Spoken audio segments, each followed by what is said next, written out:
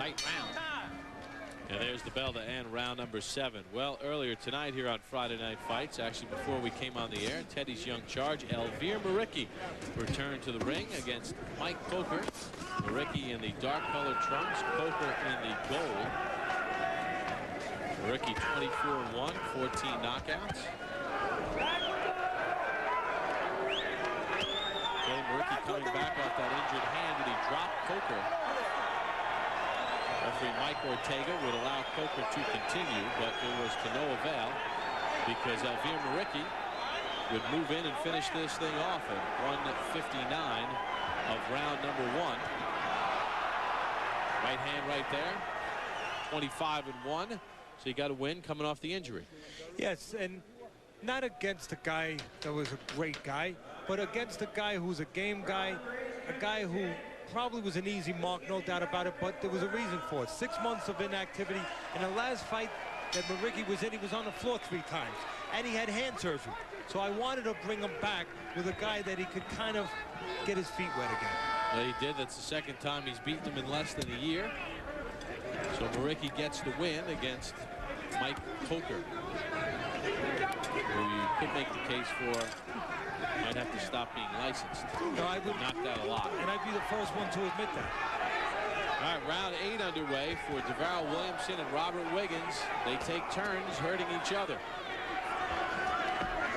Let's take a look at the power punches in this fight, and look how close it is. Guess what, Bob? Williamson, who I was talking about earlier, a couple of rounds was in limbo, wasn't sure what he needed to do, has found what he needs to do. He's picking that uppercut with the shorter man pretty good. He's standing his ground, and he's getting his punches off before Wiggins can get anything going. And for the second time in the fight, Wiggins goes down. He was down in round number 3. 5. He's 6, down again. 7. Hey, come here, walk to me. Come here. You want to keep going? Let's go. Get him up. Mike Ortega says you want to keep going. Right hand there from Davarryl Williamson. Goes back to that uppercut. He's picking that uppercut because you can see Wiggins, the shorter man, goes into that turtle defense. He leans forward a little bit, leaves himself vulnerable to that punch coming from downstairs. Now watch what Williamson is doing. He's just standing his ground right now. He's not pulling back, and he's making sure that he's just keeping Wiggins, the very game Wiggins, defensive. Not giving him himself a chance to catch him going out. Good round number 8 for Davarryl Williamson. Wiggins is so game. He's still going to wing at you. He's hurt with that right hand. Yeah, right behind the ear in the temple area. Now see that turtle defense? Right now, that turtle defense is being made super. That turtle defense of Wiggins, because when he crosses his arms, you can see Williamson's doing a lot of work.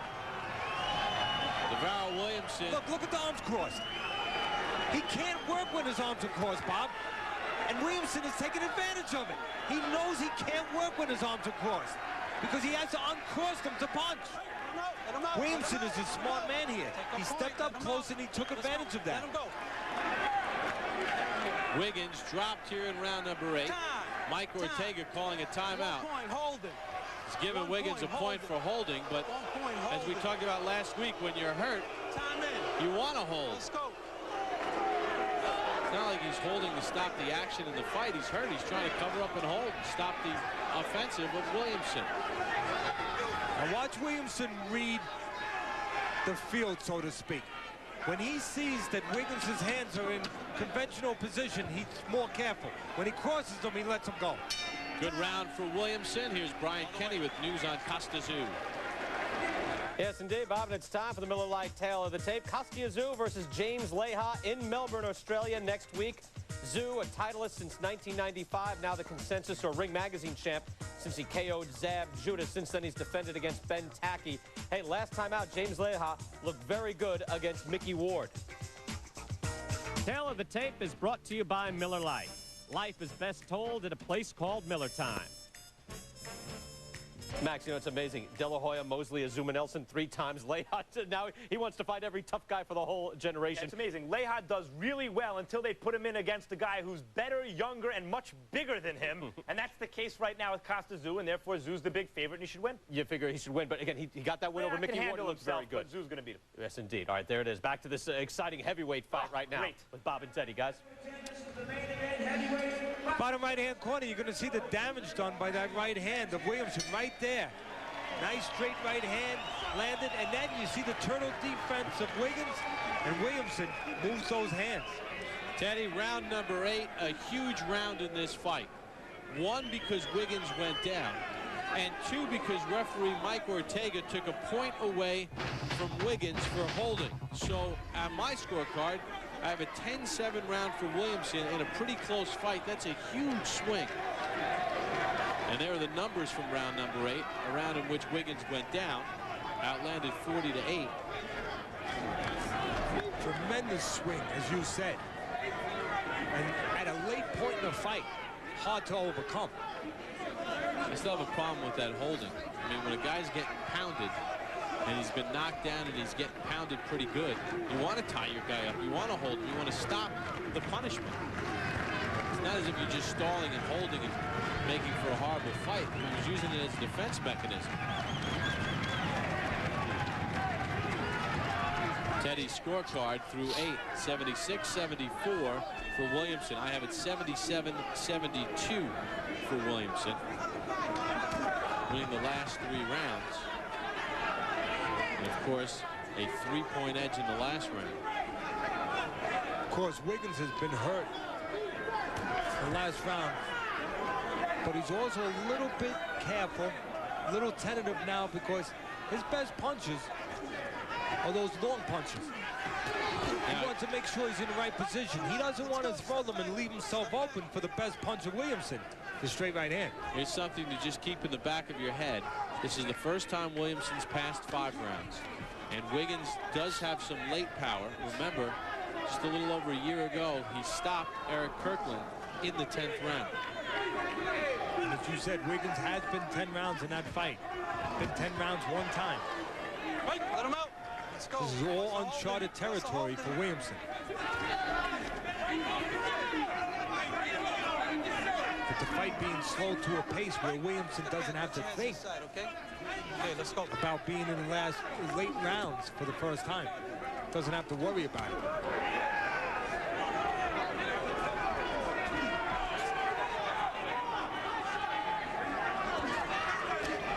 You could see what Wiggins is trying to do.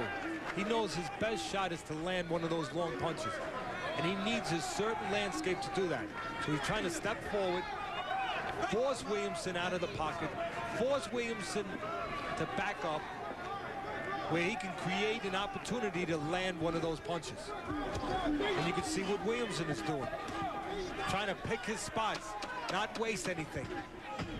1 more round to go in a very intriguing heavyweight battle. Whether you're shopping, traveling for business, or back at school studying, this new year, your family can stay in touch thanks to Verizon Wireless. Get them the America's Choice National Family Share Plan. Now with unlimited night and weekend airtime minutes on up to 4 separate lines, so everyone can share all they want. Plus, hurry and buy 1 Motorola phone for $29.99 and get a second free, so you can have a family get-together whenever you want. Verizon Wireless, we never stop working for you. Can you hear me now? Good. These are the tips that we showed early in the fight at the beginning. No wide punches coming in. Well, Wiggins has thrown plenty of them. He's paid for it. He's been on the floor because of it. Once inside, go to work. He could do a little more of that, but early on he did good with the uppercut and put the punch where he's going to be. He's scored well when he's punched behind Williamson. Be right. You hear me? Be right. Let's go. Williamson, land the right and say goodnight. Well, he landed the right and he scored a knockdown, but it's not good night yet. Use your height. He tried to do that, but he hasn't always been successful. Make Super the Turtle. He's done that in spots, but he still has a game Wiggins in front of him. 10th and final round underway for Davarryl Williamson and Robert Wiggins.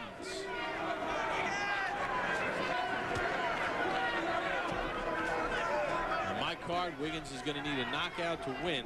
He was down twice in this fight, and he had a point deducted in round 8, the round in which he went down, and he had a point deducted for holding.